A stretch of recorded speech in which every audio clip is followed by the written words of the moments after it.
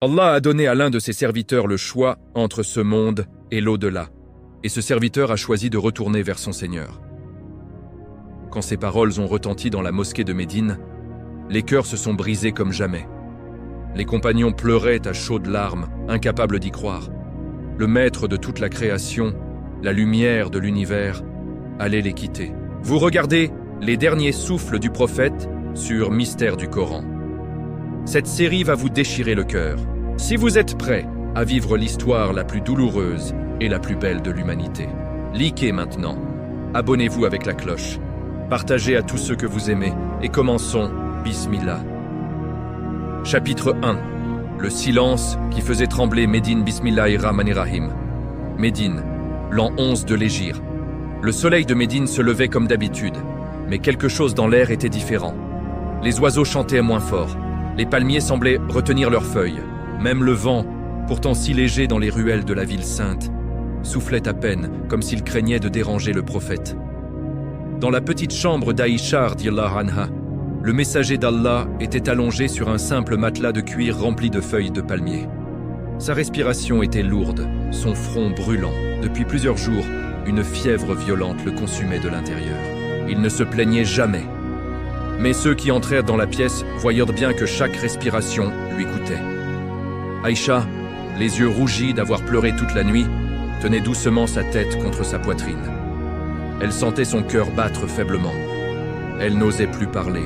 Elle ne faisait que répéter en silence « Ya Allah, ne me le prends pas encore, pas encore ». Dehors, les compagnons faisaient la queue dans la mosquée, en silence.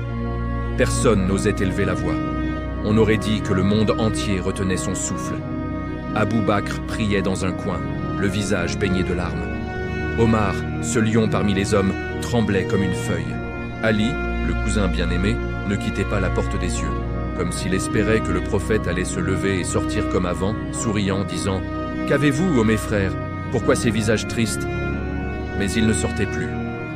Un jour, alors que la fièvre était à son comble, le prophète ouvrit soudain les yeux et murmura d'une voix très faible « Apporte-moi de l'eau !» On lui apporta un bol. Il y plongea ses doigts bénis, puis passa sa main mouillée sur son visage. Ensuite, il leva lentement les yeux vers le plafond, comme s'il voyait déjà ce que nous ne voyons pas encore, et dit « Ô Allah, le compagnon suprême, le compagnon suprême !» À ces mots, Aïcha sentit son cœur se déchirer. Elle comprit. Nous comprenons tous aujourd'hui. Il parlait déjà de l'au-delà. Il parlait déjà de son retour vers celui qui l'avait envoyé. Quelques instants plus tard, il demanda « A-t-on déjà prié ?» On lui répondit « Non, ô messager d'Allah, les gens attendent que tu viennes les diriger, comme toujours. » Il essaya de se redresser, mais son corps ne répondit plus. Il retomba doucement sur le matelas. Alors, avec une fermeté qui fit trembler les murs, il ordonna « Dites à Abou Bakr de diriger la prière. » Aïcha, terrifiée à l'idée que cela signifie la fin, osa protester. « Ô messager d'Allah, mon père est un homme au cœur tendre. S'il se tient à ta place, il pleurera. Et les gens pleureront avec lui. Ordonne à quelqu'un d'autre. » Mais le prophète répéta, plus fermement encore, « Dites à Abou Bakr de diriger la prière. » Et il répéta cette phrase 3 fois, comme s'il scellait déjà l'avenir de cette Oumma. Abou Bakr sortit donc, le cœur en miettes, et se plaça devant les rangs. À l'instant où il prononça « Allahu Akbar », sa voix se brisa. Les compagnons derrière lui éclatèrent en sanglots. La mosquée entière pleurait. On aurait dit que la terre elle-même pleurait. Et soudain, la porte de la chambre s'ouvrit légèrement. Avec l'aide d'Al-Abbas et d'Ali, le prophète apparut, enveloppé dans une couverture, les pieds traînant presque par terre. Il n'avait plus la force de marcher seul, mais il voulait voir ses compagnons une dernière fois en prière. Quand Abou Bakr le vit arriver, il fit un pas en arrière pour lui céder la place. Mais le prophète posa doucement sa main sur son épaule et, d'un geste, lui dit « Reste où tu es ». Puis il s'assit à côté de lui, à sa droite, et pria assis, en suivant Abou Bakr. Ce fut la dernière prière qu'il dirigea parmi nous. La dernière fois que les compagnons viraient son visage illuminé pendant la prière. À la fin du salam, il leva les yeux vers eux et sourit. Un sourire si doux, si lumineux, qu'on aurait dit que le paradis tout entier se reflétait dans ses yeux. Il rentra ensuite dans sa chambre. et referma la porte. Ce jour-là, plus personne n'osa parler fort dans Médine. Les enfants eux-mêmes jouaient en chuchotant. Les chameaux semblaient marcher plus doucement. On aurait dit que la ville entière savait que l'heure approchait. Et dans la petite chambre, le prophète, allongé, répétait sans cesse entre deux souffrances « Ô Allah, le compagnon suprême, Rafiq al-A'la ». Il n'avait plus peur. Il avait hâte. Il rentrait chez lui. Mais nous avions peur. Nous avions mal. Nous ne pouvions pas imaginer un seul jour sans lui. Et ce n'était que le début. Si cette histoire vous a déjà brisé le cœur, attendez de voir ce qui arrive dans le prochain chapitre. Ce que le prophète a murmuré à Fatima quand elle est mise à pleurer comme une enfant. Ce qu'il a dit à Ali au milieu de la nuit. Et surtout, le moment où l'ange de la mort est entré dans la chambre. Likez cette vidéo maintenant, abonnez-vous avec la cloche, partagez à tous ceux que vous aimez, car cette série va changer des vies, Inch'Allah. Dites Amin dans les commentaires si vous pleurez déjà. À demain pour le chapitre 2. Que la paix et les bénédictions d'Allah soient sur notre bien-aimé Mohammed. Chapitre 2. Les larmes de Fatima, la fille du prophète Bismillahir-Rahmanir-Rahim. Il restait moins de 48 heures. La fièvre avait atteint son sommet. Le corps du messager d'Allah brûlait comme une torche, mais son visage restait plus lumineux que la lune. Il ne dormait presque plus. Il ne mangeait plus. Il ne buvait presque plus. Il ne faisait que répéter, doucement, entre deux mots. Rafiq al-A'la, le compagnon suprême. Un soir, alors que la nuit enveloppait Médine d'un silence de plomb, Fatima radhiyallahu anha entra dans la chambre. Elle était la seule de ses enfants encore en vie. Elle ressemblait à son père comme personne.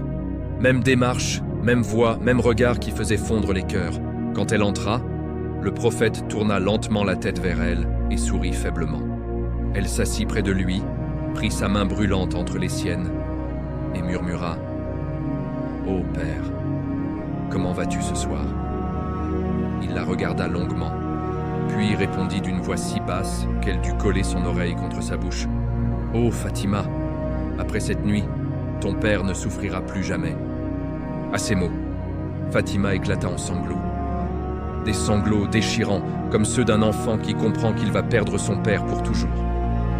Elle posa sa tête sur la poitrine du prophète et pleura toutes les larmes de son corps.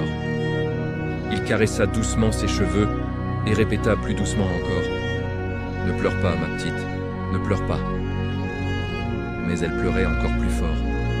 Alors il la serra contre lui, comme il le faisait quand elle était petite, et lui chuchota à l'oreille 2 phrases que personne d'autre n'entendit.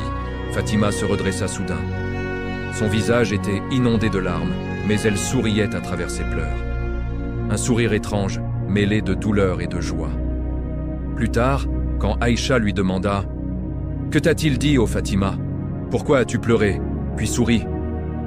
Fatima répondit, la voix tremblante, « La première fois, il m'a dit « Oh Fatima, je vais bientôt quitter ce monde. » Alors, j'ai pleuré comme jamais. Puis il m'a prise dans ses bras et m'a murmuré « Oh Fatima, tu seras la première de ma famille à me rejoindre. » Et là, j'ai souri. 6 mois. Il lui restait 6 mois à vivre après lui. Elle le savait déjà. Et elle était heureuse de le rejoindre vite. Ce soir-là, après le prophète appela aussi Ali radhiyallahu anhu. Ali entra, les yeux déjà rouges. Le prophète le regarda et dit « Oh Ali, rapproche-toi. » Ali s'approcha, s'agenouilla et posa sa tête sur la poitrine du messager. Le prophète passa sa main dans ses cheveux et murmura « Oh Ali, sois patient après moi. Les gens te feront du mal, ils te jalouseront, ils te combattront. Mais reste ferme. Je te confie ma fille et je te confie Maouma. » Ali pleurait tellement qu'il ne pouvait plus parler. Il hocha seulement la tête, incapable de prononcer un mot. Puis le prophète demanda qu'on appelle Oussama ibn Zaïd. Le jeune homme de 18 ans à peine, qu'il avait nommé chef d'une armée, entra tremblant. Le prophète lui dit « Pars avec ton armée, ô Oussama. Même si je ne suis plus là, ne tarde pas, achève ta mission. » Il voulait que la dernière expédition qu'il avait ordonnée parte avant son départ à lui. Comme s'il voulait quitter ce monde en sachant que son drapeau continuait d'avancer. La nuit avançait. Dans la chambre, on entendait plus que les soupirs du prophète et les sanglots étouffés de ceux qui veillaient autour de lui. À un moment, il ouvrit les yeux, regarda le plafond et dit soudain « Non, plutôt le compagnon suprême ». Aïcha comprit aussitôt. L'ange Jibril venait de lui proposer le choix. « Veux-tu la guérison et rester parmi ton peuple ? Ou veux-tu le compagnon suprême ?» Et il avait choisi. À cet instant précis, Aïcha sentit son cœur s'arrêter. Elle cria presque « Ô messager d'Allah, ne nous quitte pas, reste avec nous, choisis la guérison !» Mais il tourna doucement la tête vers elle, sourit et dit « Non, Aïcha, Rafiq al-A'la. » Il avait choisi Allah. Il avait choisi le paradis. Il avait choisi de nous laisser derrière lui le plus aimé, le plus désiré, le plus attendu depuis la création des cieux et de la terre. Et nous restions là, déchirés, orphelins avant même qu'il ne parte. Le lendemain matin, il demanda qu'on ouvre la porte qui donnait sur la mosquée. Il voulait voir ses compagnons une dernière fois en prière. Ce qu'il vit ce jour-là vous brisera le cœur dans le prochain chapitre. Si vous pleurez déjà, attendez la suite. Ce n'est rien encore. Likez cette vidéo tout de suite, abonnez-vous avec la cloche, partagez à votre famille, à vos amis, à tous ceux qui ont un cœur. Écrivez « Ya Rasulallah » dans les commentaires si vous ressentez sa douleur en ce moment même. Le chapitre 3 arrive demain. Et là, l'ange de la mort va frapper à la porte. Que la paix et les bénédictions d'Allah soient sur lui jusqu'au jour dernier. Chapitre 3. L'ange de la mort est entré dans la chambre, Bismillahirrahmanirrahim. Lundi 12 Rabi al-Awwal, en 11 de l'Hégire. Le jour était déjà avancé. Le soleil de Médine était au zénith, mais dans la petite chambre d'Aïcha, il faisait nuit noire dans les cœurs. Le prophète était allongé, la tête posée sur la poitrine d'Aïcha radiyallahu anha. Sa respiration était courte, saccadée. Chaque souffle semblait être le dernier. Autour de lui, en silence, Fatima, Ali, Asma bint Umaïs, les épouses, quelques femmes de la famille. Personne n'osait parler. On n'entendait que les larmes qui tombaient, goutte à goutte, sur le sol. Soudain, le prophète ouvrit grand les yeux. Il regarda fixement un point invisible au-dessus de lui. Son visage changea. Un sourire immense, lumineux, presque surnaturel, illumina ses traits fatigués. Aïcha sentit son cœur bondir. Elle demanda doucement « Ô messager d'Allah, que vois-tu » Il répondit d'une voix très faible mais claire « Jibril et l'ange de la mort sont là. » Un frisson glacé traversa toute la pièce. L'ange de la mort, celui que personne n'avait jamais vu entrer chez un être humain avec permission. Celui qui, pour tous les fils d'Adam, entre sans frapper. Mais pour Muhammad, il attendait à la porte. Le prophète tourna légèrement la tête et dit, d'une voix que tout le monde entendit distinctement, « Ô ange de la mort, entre, tu as la permission. » La porte ne bougea pas, aucun bruit de pas, et pourtant, tout le monde sentit une présence immense, respectueuse, tremblante même. L'ange de la mort, le plus terrifiant des anges, tremblait devant le prophète. Il est assis au pied du lit et parla d'eux, une voix que seul le messager d'Esso Allah entendait. « Ô Muhammad, Allah m'a ordonné de n'agir que selon ton ordre. Si tu veux, je prends ton âme. Si tu veux, je te la laisse et tu restes parmi ton peuple. Je n'ai jamais reçu cet ordre pour aucun être humain avant toi. Le choix t'appartient. » Le prophète tourna les yeux vers Jibril, qui se tenait debout, tête baissée, les ailes repliées, comme un serviteur devant son maître. Jibril hocha doucement la tête et dit « Ô Muhammad, l'Assemblée suprême, Al-Mala Al-A'la, t'attend avec impatience. Allah t'attend avec amour. » Alors le prophète sourit encore plus fort. Il leva faiblement l'index vers le ciel et dit « Non, mais le compagnon suprême, Rafiq al-A'la, Rafiq al-A'la. » À ces mots, Fatima laissa échapper un gémissement déchirant. Elle s'effondra sur le sol. Ali la soutint à peine. Aïcha serrait la tête du prophète contre son cœur comme si elle voulait le retenir de force. L'ange de la mort s'approcha encore. Le prophète plongea une dernière fois sa main dans le bol d'eau à côté de lui. Passa l'eau sur son visage, puis leva les deux mains vers le ciel et prononça ces toutes dernières paroles audibles. « Ô Allah, avec le compagnon le plus haut, avec le compagnon le plus haut. » Et là, son bras retomba doucement. Sa tête s'inclina légèrement sur la poitrine d'Aïcha. Ses yeux se fermèrent, son sourire resta. Un silence absolu tomba dans la chambre, un silence plus lourd que la mort elle-même.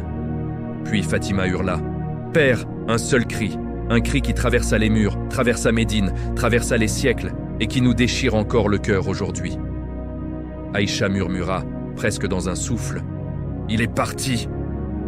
Ali se figea comme pétrifié, les femmes se mirent à crier, quelqu'un courut dehors. Et là, le chaos commença. Omar, dehors dans la mosquée, refusait d'y croire. Il tira son épée et cria « Le prophète n'est pas mort, il est seulement parti voir son Seigneur comme Moussa. Celui qui dira qu'il est mort, je le coupe en deux. » Abou Bakr, qui était chez lui à Souk, arriva en courant, le visage couvert de poussière.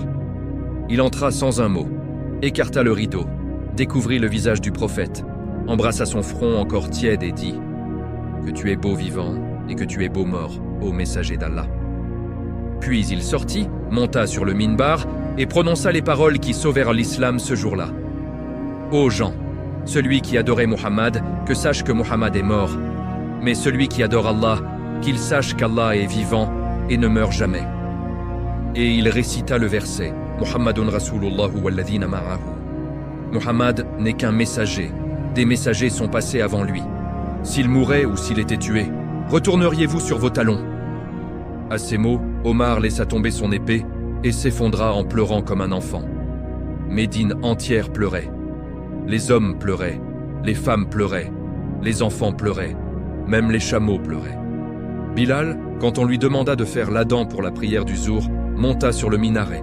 Mais quand il arriva à « Ashhadu anna Muhammadan Rasulullah », sa voix se brisa, il ne put pas continuer. Il redescendit en sanglots et ne fit plus jamais l'adhan à Médine jusqu'à sa mort. Et le corps du prophète reposait encore dans la chambre. Mais son âme était déjà auprès du compagnon suprême. Et nous sommes toujours là, 1400 ans plus tard, à pleurer comme si c'était hier. Si vous avez le sentez dans votre poitrine là maintenant, c'est normal, c'est lui. Il nous regarde, il nous attend. Likez cette vidéo, abonnez-vous, partagez, écrivez « Ya Rasulallah, je pleure pour toi » dans les commentaires.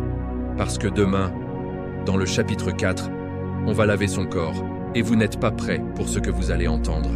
Qu'Allah nous réunisse tous avec lui au paradis. Amin. À demain, si vos cœurs tiennent le coup. Chapitre 4. On lave le corps du plus aimé d'Allah. Bismillahirrahmanirrahim. Le mardi matin, 13 Rabi' al-Awwal. Le corps du prophète repose encore dans la petite chambre d'Aïcha. Il est toujours sur le même lit de feuilles de palmier.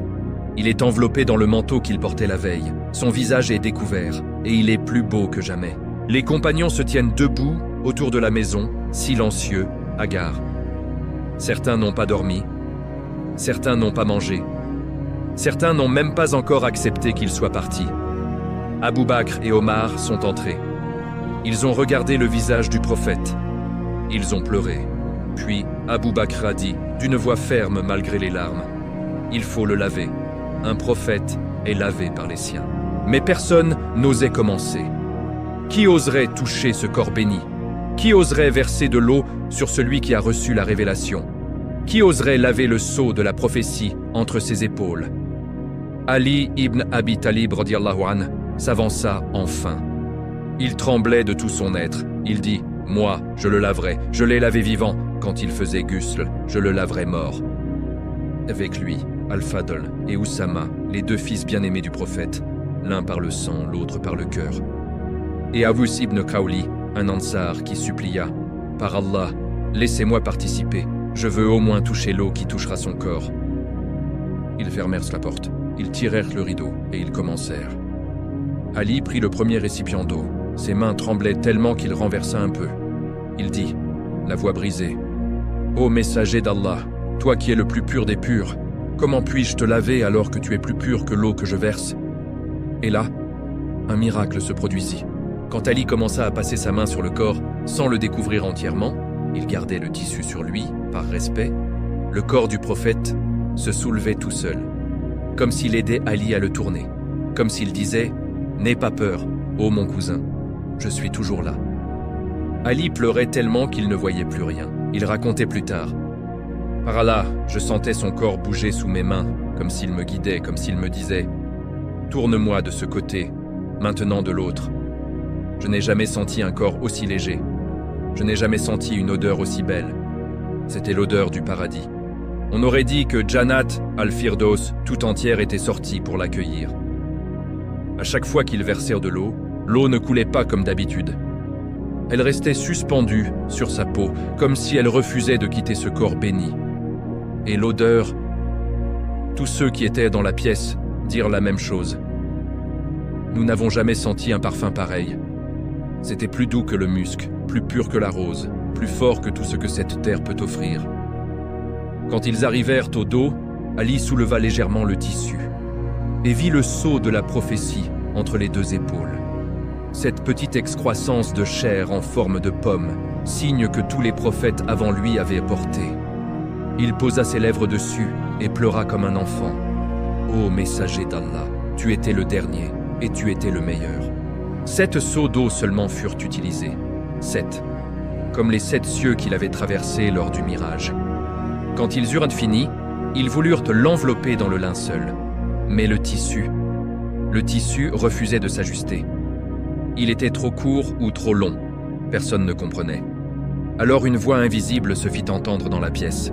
Enveloppez-le de la façon dont il s'enveloppait lui-même quand il dormait. Et là, tout s'ajusta parfaitement. 3 pièces de coton blanc, sans chemise ni turban, comme il l'avait demandé lui-même pour tous les musulmans. Simple. Pauvre. Dépouillé de tout, comme il avait vécu. Quand ils sortirent, les compagnons dehors sentirent l'odeur avant même qu'on ouvre la porte. Une odeur qui emplit toute la mosquée, toute la rue, toute Médine. Des gens dirent, on aurait dit que le paradis était descendu sur terre. Abou Bakr et Omar entrèrent les derniers. Ils regardèrent le visage une ultime fois. Il souriait toujours. Il était plus beau mort que vivant. Omar murmura, « Par Allah, je n'ai jamais vu un mort aussi vivant. » Et là, quelque chose d'incroyable arriva. Le corps resta souple. 3 jours. 3 jours sans aucune rigidité, comme s'il dormait simplement, comme s'il attendait qu'on finisse de pleurer pour se lever. Mais il ne se lèverait plus jamais. Demain, dans le chapitre 5, on va l'enterrer. Et vous n'êtes vraiment pas prêts pour ce qui s'est passé quand on a voulu choisir l'endroit de sa tombe. Likez maintenant. Abonnez-vous. Partagez à tout le monde. Écrivez « Subhanallah » si vous avez senti l'odeur du paradis en écoutant ça. Qu'Allah nous fasse sentir cette odeur le jour où nous le rencontrerons. Amin ya Rab al-Alamin. À demain, si vos cœurs tiennent encore. Chapitre 5. On l'enterre là où il est mort, et la terre refuse de le recevoir. Bismillahirrahmanirrahim. Mercredi 14, Rabi al-Awwal. 3 jours que le corps du prophète repose dans la chambre d'Aïcha. 3 jours que Médine pleure sans discontinuer.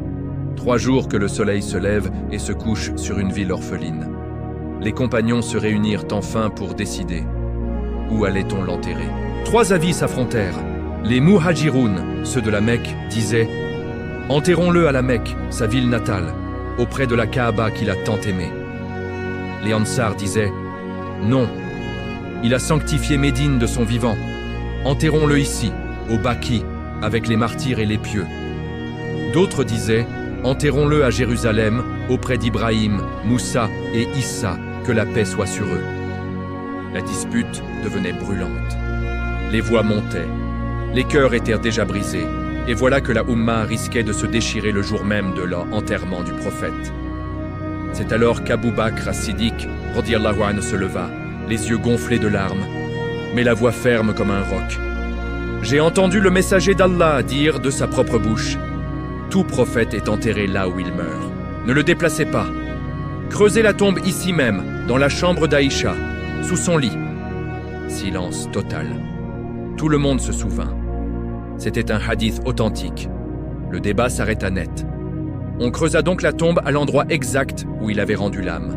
Sous le lit de feuilles de palmier, dans la petite pièce de 3 mètres sur 3, là où il avait prié, ri, pleuré, reçu Jibril pendant 10 ans. Mais quand les fossoyeurs commencèrent à creuser, la terre refusa de s'ouvrir. La pelle rebondissait. La terre était dure comme la pierre. Ils creusaient, rien. Les larmes coulaient sur leur visage. Même la terre ne veut pas le prendre. Alors Ali entra dans la tombe, posa sa joue contre le sol et murmura la voix brisée. « Ô terre, c'est Muhammad que tu vas recevoir. Ouvre-toi pour lui, ou je reste ici avec lui jusqu'au jour du jugement. » À l'instant même où il prononça ces mots, la terre s'ouvrit d'un seul coup, douce comme du beurre. Un parfum inimaginable jaillit du trou. Le même parfum qui était sorti de son corps pendant la purification. Tout le monde tomba à genoux en pleurant. Ils descendirent le corps, enveloppé dans les 3 tissus blancs. Ali, Al-Fadl et Oussama le portèrent eux-mêmes. Quand ils le déposèrent dans la fosse, Ali dit la phrase qui nous déchire encore aujourd'hui. « Ô messager d'Allah, je t'ai porté sur mon dos vivant, je te porte sur mes bras morts. Pardonne-moi si je te fais mal. » Et il pleurait si fort que ses larmes tombaient directement sur le linceul. Une fois le corps posé, quelque chose d'incroyable se produisit encore. Le linceul se resserra tout seul autour du corps, comme si le prophète s'enveloppait lui-même pour dormir. Et la terre remonta toute seule sur le corps. Pas besoin de pelleter. Elle monta, doucement, tendrement, comme une mère qui borde son enfant. Quand la tombe fut presque remplie, une voix invisible, douce mais puissante, se fit entendre dans toute la maison. « Ô Ahmad, bienvenue chez toi !» Tout le monde l'entendit. Tout le monde tomba face contre terre en sanglots. Puis le silence retomba. La tombe était finie. Un simple monticule de terre rouge dans la petite chambre. Aucun monument, aucune pierre. Juste la terre. Et lui. Et là, Fatima entra une dernière fois. Elle se jeta sur la tombe, posa sa joue contre la terre encore fraîche et dit « Ô Père, quel malheur pour ceux qui t'ont enterré aujourd'hui, mais quel bonheur pour la terre qui t'a reçu. » Elle pleura jusqu'à s'évanouir. Dehors, les compagnons restaient là prostrés. Certains n'avaient pas bougé depuis 3 jours. Bilal, toujours incapable de faire l'Adam, murmura « Et Médine est devenue un désert sans toi, ô messager d'Allah. » Et la mosquée était vide. Le minbar était vide, la place du prophète était vide. Pour la première fois en 10 ans, il n'y avait plus personne pour dire « Hayya ala salah, hayya ala al-falah ». Et il n'y aura plus jamais personne comme lui. Jamais. Si vous pleurez là, maintenant, c'est normal. C'est lui qui vous regarde, depuis le Rafiq al-A'la. Il vous voit. Il sourit. Il dit « mes frères qui n'ont pas vu et qui ont cru, likez cette vidéo, abonnez-vous, partagez-la à vos parents, à vos enfants, à vos amis. Écrivez « Ya Rasulallah, je veux te voir » dans les commentaires. Demain, chapitre 6, on va parler de ce qu'il a laissé derrière lui. Rien, absolument rien, sauf une chose qui vaut plus que tous les royaumes du monde. Et ça va vous briser encore plus, qu'Allah nous fasse mourir en disant « La ilaha illallah Muhammad Rasulullah ». Amin. À demain. Si vos cœurs n'ont pas déjà explosé. Chapitre 6, ce qu'il a laissé derrière lui, rien. Et tout Bismillahirrahmanirrahim. Les jours suivants, l'enterrement furent les plus sombres de l'histoire de l'islam. Médine était un fantôme.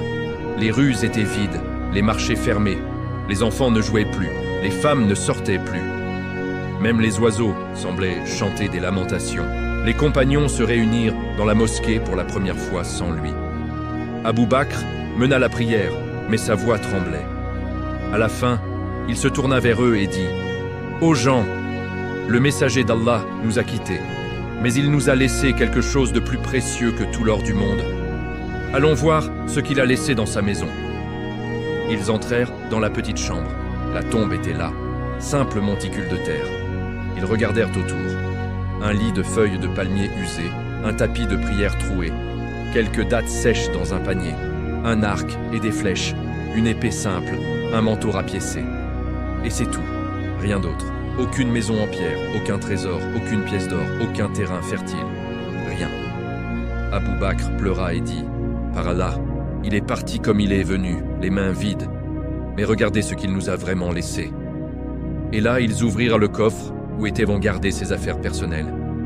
À l'intérieur, un petit miroir fêlé, quelques grains d'orge et une lettre inachevée pour un roi lointain invitant à l'islam.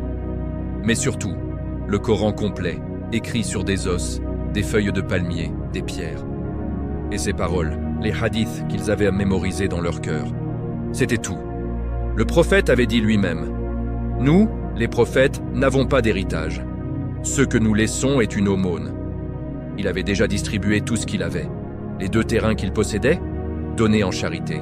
Sa cotte de maille, mise en gage chez un juif pour de l'orge parce qu'il avait faim. Même son chameau, Al-Kaswa, était donné à un orphelin. Ali raconta plus tard, « J'ai fouillé toute la maison, pas une pièce d'or, pas un dirham caché. Il est mort pauvre, comme il l'avait demandé à Allah. Ô Allah, fais de Muhammad un serviteur pauvre, pas un roi riche. » Et pourtant, ce qu'il a laissé vaut plus que les empires romains et perses réunis. Le Coran, le livre qui guide l'humanité jusqu'au jour du jugement. La Sunna, ses paroles, ses actes, ses silences, qui montrent comment vivre. Et surtout, nous, son Ummah. Il a dit dans son sermon d'adieu, « Je vous laisse 2 choses, le livre d'Allah et ma Sunna. Tant que vous vous y accrochez, vous ne vous égarerez jamais. » Mais il a aussi laissé des dettes d'amour, des dettes de justice, des dettes envers les orphelins, les pauvres, les veuves. Il a dit, « Le plus aimé d'entre vous auprès de moi est celui qui paie les dettes des autres. » Et sa dernière dette? Une dette envers un juif de Médine. Il avait emprunté de l'orge pour nourrir sa famille. Il avait mis son armure en gage. Même après sa mort, Abu Bakr paya cette dette. Il dit, « Je ne laisserai pas le prophète partir avec une dette sur lui. » Imaginez, le maître de l'univers, celui qui a conquis des cœurs et des terres, meurt avec une dette de quelques poignées d'orge, parce qu'il préférait mourir affamé plutôt que de prendre ce qui ne lui appartenait pas. Et ses vêtements, il en avait 3, un pour l'hiver, un pour l'été, un pour la prière. Tous usés, rapiécés par Aïcha. Il disait, « Je suis un serviteur, je mange comme un serviteur, je m'habille comme un serviteur. » Fatima, en pleurant sur sa tombe, dit, « Ô Père, tu es parti et tu nous as laissés orphelins. Mais tu nous as donné un Père éternel, Allah, et un frère éternel, le Coran. Aujourd'hui, 1400 ans plus tard, nous héritons de lui. Pas d'or, pas de palais, mais d'une mission, d'une lumière, d'un amour qui brûle encore dans nos cœurs. Il n'a rien laissé, et il a tout laissé. Si cette pauvreté vous fait pleurer, attendez le chapitre 7. On va parler de ce qu'il a vraiment emporté avec lui. Et ça va vous faire sangloter comme jamais. Likez cette vidéo maintenant. Abonnez-vous avec la cloche. Partagez à tous ceux qui ont besoin de se rappeler ce qu'est la vraie richesse. Écrivez « Ya Rasulallah, tu es notre richesse » dans les commentaires. Qu'Allah nous fasse mourir pauvres comme lui et riches en bonnes actions. Amin. À demain, si vous avez encore des larmes. Chapitre 7. Ce qu'il a emporté avec lui et que personne ne pourra jamais lui prendre. Bismillahirrahmanirrahim. Il est parti les mains vides de ce monde, mais il est arrivé là-haut les mains pleines, tellement pleines que les anges eux-mêmes se sont tus d'admiration. Qu'a-t-il emporté? Rien que vous puissiez voir avec les yeux, mais tout ce qui compte vraiment. Il a emporté vos larmes. Oui, les vôtres, celles que vous versez maintenant, 1400 ans plus tard, en écoutant cette histoire. Chaque larme sincère que vous avez pleurée pour lui, il l'a prise dans sa main bénie et l'a déposée comme un diamant devant le trône d'Allah. Il a dit, « Ô mon Seigneur, voici les larmes de mes frères et sœurs qui m'aiment, sans m'avoir vu. Récompense-les, car ils m'ont fait pleurer de joie. » Il a emporté vos salutations. Chaque fois que vous dites « Sallallahu alayhi wa sallam », un ange monte jusqu'à lui et lui dit « Ô Muhammad, un tel, fils d'un tel, te salue. » Et il répond « Wa alayhi salam wa rahmatullah wa barakatuh. » Et cette réponse redescend sur vous comme une pluie de lumière. Il n'a pas emporté une seule salutation sans la rendre 1000 fois plus belle. Il a emporté nos péchés qu'il a transformés en hasanat. Il a dit « Ma vie est une bénédiction pour vous, et ma mort est une bénédiction pour vous. Mes actions vous sont présentées. Je fais istighfar pour vous quand je vois vos péchés. » Chaque fois que vous tombez et que vous vous relevez en disant « Ya Rasulallah », il se lève devant Allah et dit « Ô mon Seigneur, pardonne à mon frère, à ma sœur. Je suis responsable d'eux. » Il a emporté la douleur de chaque orphelin qu'il a caressé, chaque veuve qu'il a consolée, chaque pauvre qu'il a nourri alors qu'il avait faim lui-même, chaque esclave qu'il a libéré avec son propre argent. Toutes ces douleurs, il les a prises et les a changées en jardin dans le paradis. Il a emporté le sourire de Bilal quand il lui a dit « Ô Bilal, tombe pas dans le paradis, je l'entends déjà. Il a emporté le regard d'Abu Bakr quand il a donné tout son argent pour elle au islam. Et il a dit à Allah, « Regarde mon ami, regarde ce qu'il a fait pour toi et pour moi. » Il a emporté les nuits d'Aïcha à rapiécer son manteau. Les pleurs de Fatima quand elle a appris qu'elle le rejoindrait vite. Le silence d'Omar quand il a compris qu'il ne le verrait plus. Le tremblement d'Ali quand il a lavé son corps. Et surtout, il a emporté notre amour. Un amour si fort, si pur, si immense, qu'il a dit lui-même « Aucun de vous ne croira vraiment tant que Milnemey n'aimera pas plus que ses parents, ses enfants et toute l'humanité. » Et nous l'aimons, malgré les siècles, malgré la distance. Nous l'aimons plus que nos propres vies. Et il a pris cet amour, il l'a plié comme un manteau de lumière, et il l'a mis sur ses épaules en entrant au paradis. Et quand les anges lui ont demandé « Ô Muhammad, qu'as-tu apporté ?» Il a répondu « J'ai apporté l'amour de ma Ummah, et c'est la chose la plus précieuse que je possède. » Et Allah a dit « Entre, ô Muhammad, car aujourd'hui, je te donne ce que je n'ai donné à personne avant toi. Je te donne ton Ummah entière, pardonnée, sauvée, à cause de ton amour pour eux et de leur amour pour toi. » Et là, il a pleuré de joie. Et ses larmes sont devenues les rivières du paradis. Aujourd'hui, il nous attend au Haoud, le bassin. Un bassin plus grand que la distance entre Sanaa et Damas, rempli de lait plus blanc que la neige, plus doux que le miel. Et il tient une coupe dans sa main. Il regarde la foule qui arrive et dit « Où est mon frère? Où est ma sœur? Je ne bois pas tant qu'ils n'ont pas bu. » Alors ne le faisons pas attendre.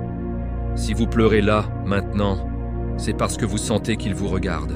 Il vous voit, il sourit, il dit « Viens, j'ai gardé ta place. » Likez cette vidéo comme si votre vie en dépendait. Abonnez-vous. Partagez-la à tous ceux qui ont oublié que on peut aimer un que on n'a jamais vu. Écrivez simplement « Ya Rasulallah, je viens » dans les commentaires. Demain, chapitre 8. On va parler de la première nuit dans la tombe, ce qu'il a vu, ce qu'il a dit, et ce qu'il fait encore pour nous, chaque nuit, depuis 1400 ans. Vous n'êtes pas prêts pour rien de ce qui arrive. Qu'Allah nous fasse mourir amoureux de lui. Amin ya Rab.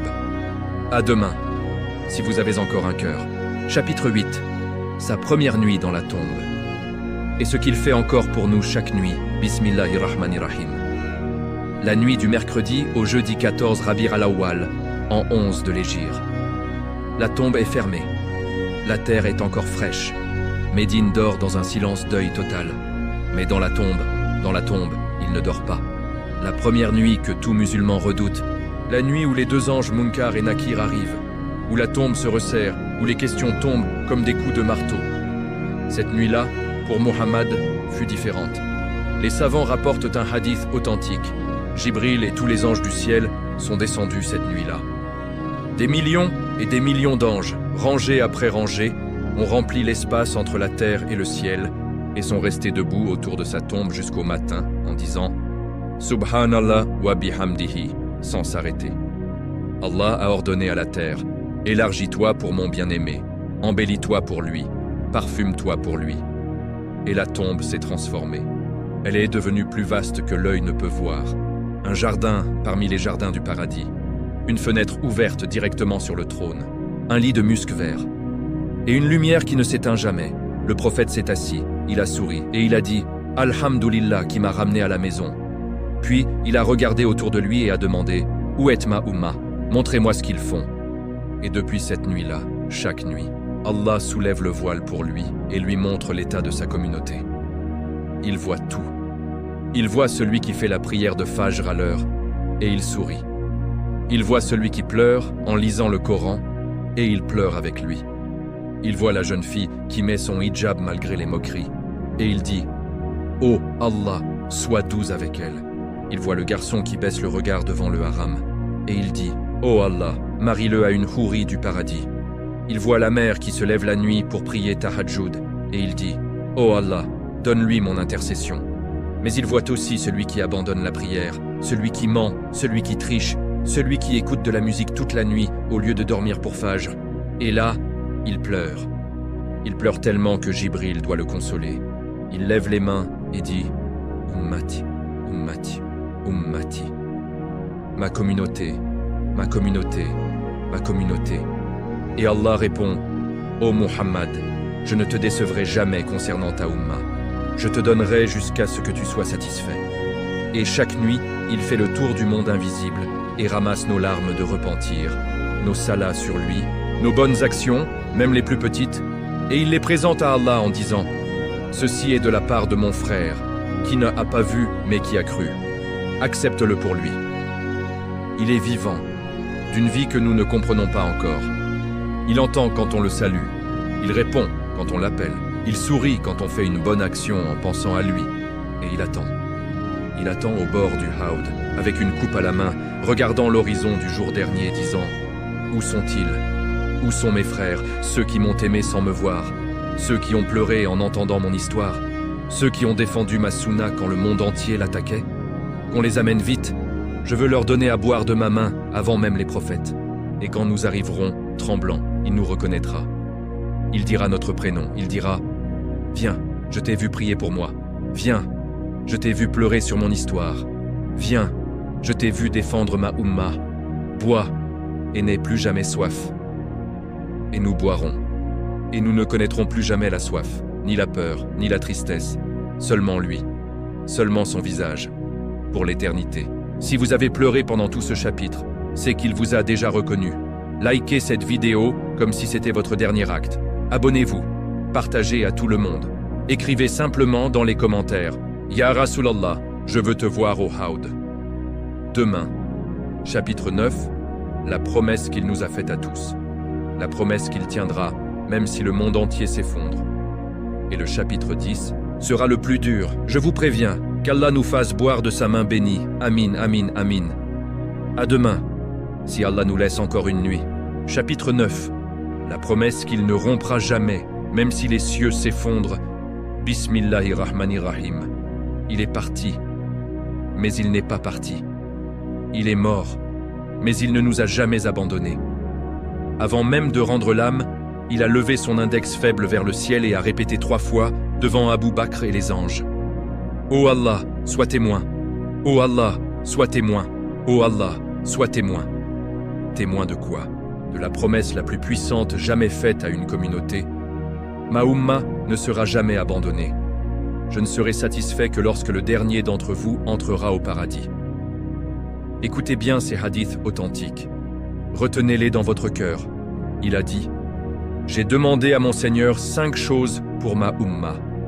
Il m'en a accordé 4 et m'a refusé la 5e. J'ai demandé qu'elle ne soit pas détruite par une famine générale, accordé. Qu'elle ne soit pas noyée comme les peuples avant elle, accordé. Qu'aucun ennemi extérieur ne la domine totalement, accordé. Qu'elle ne soit sauvée de la division totale, accordé. Mais j'ai demandé qu'aucun d'eux n'entre en enfer, et cela m'a été refusé. Alors je continuerai d'intercéder jusqu'à ce que le dernier pécheur de ma Ummah sorte du feu. Il a dit, les larmes aux yeux, le jour du jugement, les prophètes diront « Moi, moi », Adam dira « Moi », Nu dira « Moi », Ibrahim, Moussa, Issa diront « Moi ». Mais moi je dirai « Ummati, Ummati, Ummati ». Et Allah me donnera l'étendard de la louange, Al-Liwa, Al-Hamd. Et toute la création sera sous mon étendard, et je ne bougerai pas tant que le dernier de ma Ummah N aura pas traversé le Sirat. Il a dit, je serai le premier à frapper à la porte du paradis. Le gardien dira, qui est-ce? Je dirai, Muhammad. Il ouvrira, je tomberai en sujoud. Allah me dira, lève la tête, demande, tu auras, intercède, ton intercession sera acceptée. Je lèverai la tête et dirai, ô Seigneur, ma Ummah, ma Ummah. Et il dira, entre par la porte de droite et fais entrer avec toi qui tu veux de ta Ummah. Et le plus fort, par celui qui détient mon âme, je ne serai pas satisfait tant qu'il restera un seul croyant en enfer. Je resterai à la porte du feu et je crierai leur nom un par un. Un tel, fils d'un tel, sors. Un tel, fils d'un tel, sors. Jusqu'à ce qu'il ne reste plus personne qui ait dit une seule fois « La ilaha illallah » avec sincérité. Il a pleuré pour nous avant même que nous naissions. Il intercède pour nous alors que nous dormons. Il nous attend alors que nous oublions parfois de penser à lui. Et le jour où nous le verrons, quand nous serons nus, terrifiés, couverts de nos péchés, il viendra vers nous. Il prendra notre main et il dira à Sallah, celui-ci a pleuré en écoutant mon histoire. Celle-ci a défendu ma sunna quand tout le monde l'a rejetée. Celui-là a dit mon nom avec amour dans sa dernière respiration. Oh Allah, ils sont à moi. Je les ai achetés avec mon sang, mes larmes, ma vie. Donne-les-moi. Et Allah, par respect pour lui, dira « Prends-les, ils sont à toi. Entre au paradis avec eux. Il n'y aura pas un seul musulman, même le plus pécheur, qui ne boira pas de sa main, qui ne passera pas le sirat sur son dos, qui ne sera pas sauvé par son amour. » C'est la promesse. C'est la promesse qu'il a scellée de son sang. Alors pleure de joie maintenant. Car tu n'as pas choisi de l'aimer, c'est lui qui t'a choisi depuis l'éternité. Like cette vidéo comme si tu disais « Je crois à ta promesse ». Abonne-toi. Partage à chaque personne que tu aimes, parce que demain arrive le chapitre 10, le dernier, le plus dur, celui qui va vous faire supplier Allah de vous reprendre maintenant pour le rejoindre tout de suite. Écrivez dans les commentaires « Ya Rasulallah, je crois à ta promesse » et attendez demain qu'Allah nous fasse mourir en disant son nom. Amin, Amin, Amin, Ya Rab al-Alamin. À demain pour le chapitre final. Préparez vos cœurs. Chapitre 10 et dernier.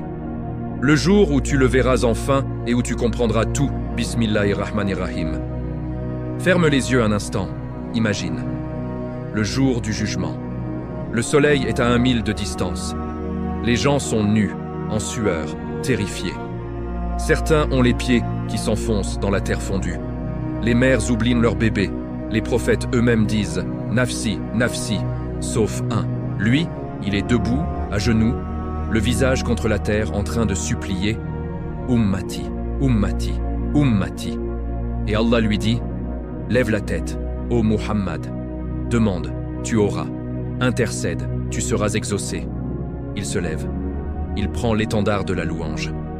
Il marche devant toute la création, et là, il te voit, toi. Oui, toi qui écoutes ça en ce moment même instant, il te reconnaît. Il connaît ton visage, ton nom, le nombre de fois où tu as pleuré en pensant à lui. Le nombre de fois où tu as dit « Ya Rasulallah » dans le noir. Le nombre de salas sur lui que tu as envoyé, même quand tu étais fatigué. Il sourit. Le même sourire qu'il avait quand il a vu Abu Bakr donner tout son argent. Le même sourire qu'il avait quand Bilal montait sur la Kaaba. Et il te fait signe de la main. Tu avances, tremblant, honteux de tes péchés. Tu n'oses même pas lever les yeux. Et là, il te prend dans ses bras. Il te serre contre sa poitrine. Tu sens l'odeur du paradis. Tu sens la chaleur de son cœur. Et il te dit à l'oreille, avec la voix que tu reconnais déjà, « N'aie pas peur, je t'ai attendu 1400 ans. Je t'ai vu pleurer sur ma histoire. Je t'ai vu défendre ma sunna quand tout le monde se moquait. Je t'ai vu te lever la nuit pour moi. Je t'ai vu dire mon nom dans ta dernière respiration. Aujourd'hui, c'est moi qui vais te présenter à Allah. Il te prend par la main. Il te fait passer devant tout le monde. Il te fait traverser le sirat plus vite que l'éclair. Et quand tu arrives de l'autre côté, il te donne la coupe.